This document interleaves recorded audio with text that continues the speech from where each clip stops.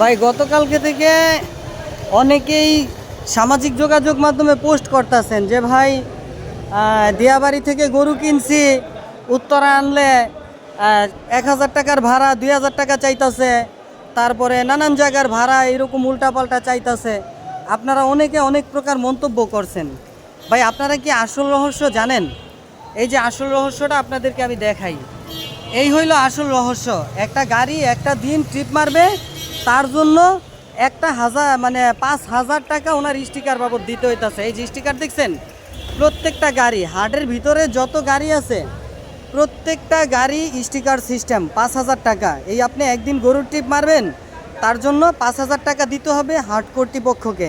এইটা দিলে আপনি হাটের ভিতরে ঢুইকা গরুর ট্রিপ মারতে পারবেন, অন্যথায় পারবেন না।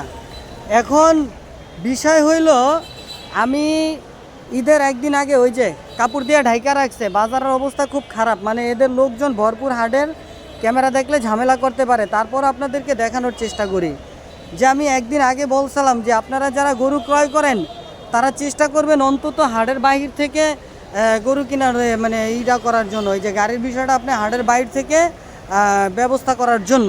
দেখছেন ওরা কিন্তু ঘুরে, ক্যামেরা দেখলেই সামনে সামনে ঘুরে, মোবাইল সোজা দেখলেই সামনে ঘুরে। আপনারা গরুটা কিনা হাট থেকে বের হবেন, বের হইয়া তারপরে গাড়ি নেবেন।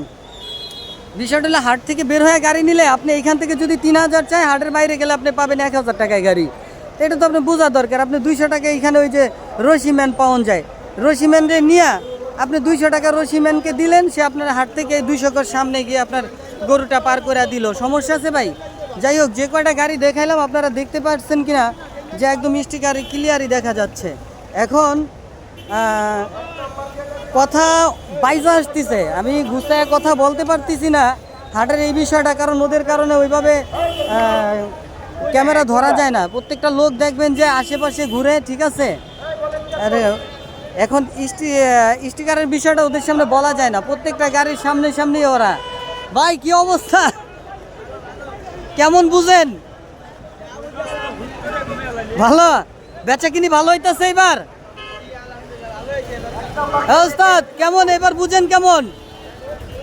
হ্যাঁ, যাই হোক, আমি আপনাদেরকে যেটা দেখাইতে চাচ্ছি বুঝতে পারছেন। হ্যাঁ, আমি আর একটু দেখাই, চলে বলে কলে কৌশলে, ঠিক আছে ভাইজান? এবার বেচা কিনি কেমন? ও আপনাদের ক্যামেরা আনুন না? ও ভাইজান ক্যামেরায় আসতে রাজি না। যাই হোক, আমি দেখাই। ওই যে আরেকটা, ওই যে গেল দেখেন স্টিকার। আপনি করে কি বুঝাবো ভাই? ওই যে দেখেন সামনে থেকে আসতেছে, এই একটা গাড়ি স্টিকার ছাড়া আর একটা আসতেছে। আপনারা জাস্ট ভিডিওটা একটু লক্ষ্য করুন, এই যে দেখুন। হ্যাঁ ওস্তাদ কি অবস্থা? হ্যাঁ ভালো না। যাই হোক, তাহলে এখন সর্বশেষ আমি যে কথাটা বলি, হাট যে ইজারা দিছে গভর্নমেন্ট, বইলা দিছে যে হাটের ভিতরে গাড়ি ঢুকলে ওটার কাছ থেকে তুমি পার্কিং নিবা, তাইলে এই হইলো অবস্থা। আপনি গরু কিনবেন হাট থেকে, গাড়িতে তোলার জন্য এই ঝামেলাটা আপনার তো পোহাইতেই হবে।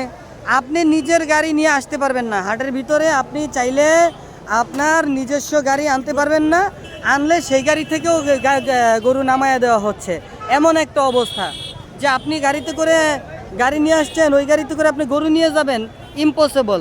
আপনার গাড়ি থেকে গরু নামায় দিবে, ওই গাড়ি ভিত্তিই ঢুকতে দিবে না। তাহলে এইটাও আপনাদের বোঝা দরকার। এটা শুধু দিয়াবাড়ি না, আমি যে দিয়াবাড়ি বললাম, পুরা ঢাকা সিটিতেই একই অবস্থা চলতেছে।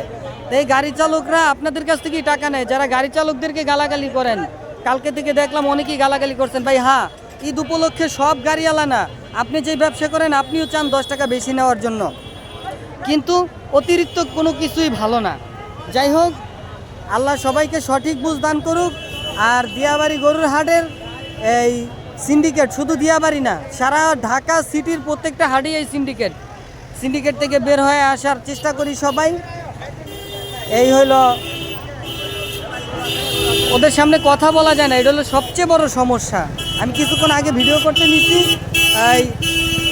ওই যে গাড়িগুলো দেখতেছেন, ওই জায়গা থেকে আমার মোবাইলটা নিয়ে নিছে যে ভাই আপনি কেন ভিডিও করতেছেন? আমি ভাই হাটের ভিডিও করি।